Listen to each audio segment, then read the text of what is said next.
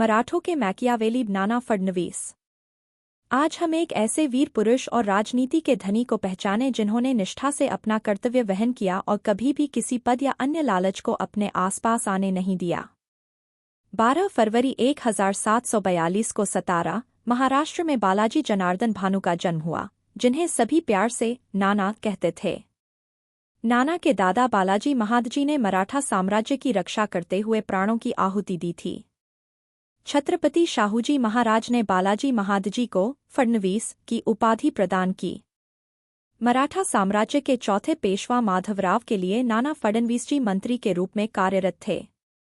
पानीपत की तीसरी लड़ाई 1761 में मराठा सेना की पराजय ने साम्राज्य को हिला दिया। नाना फडणवीस ने अपने कौशल से मराठों की शक्ति पुनः स्थापित करने का प्रयास किया। नाना फडणवीस ने राज्य प्रबंधन में अपनी चतुराई से हैदराबाद के निजाम पर विजय प्राप्त की और मराठा साम्राज्य को पुनः सुदृढ़ किया। पेशवा माधवराव की मृत्यु के बाद नाना फडणवीस ने नए पेशवा नारायण राव की सहायता की, लेकिन राजनीति में उथल-पुथल का दौर शुरू हो गया। नारायण राव के चाचा रघुनाथ राव के पास मौका था कि वह शासन पर कब्जा कर लें। रघुनाथ राव खुद भी पेशवा बनना चाहते थे। रघुनाथ राव बहुत ही शातिर थे। 1773 में रघुनाथ राव ने षड्यंत्र रचकर नारायण राव की हत्या कर दी। नारायण राव की पत्नी गंगाबाई उस समय गर्भवती थी और नाना फडणवीस जी चाहते थी कि उनका वारिस ही पेशवा बने। उस समय नाना ने बारभाई काउंसिल का निर्माण कर सत्ता बचाई।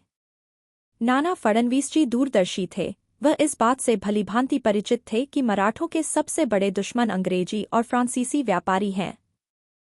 नाना फडणवीस ने गुप्तचर विभाग बनाकर अंग्रेजों और अन्य दुश्मनों पर नजर रखी।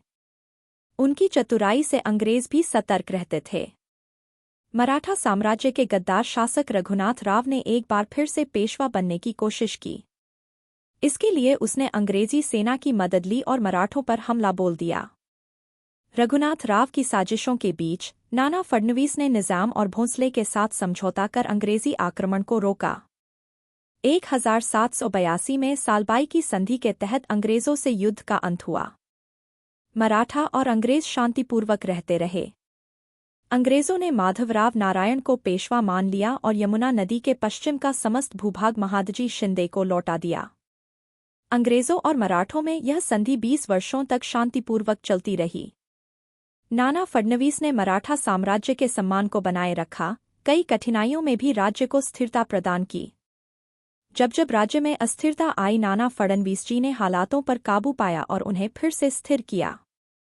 13 मार्च 1800 में नाना फडणवीस का निधन हुआ।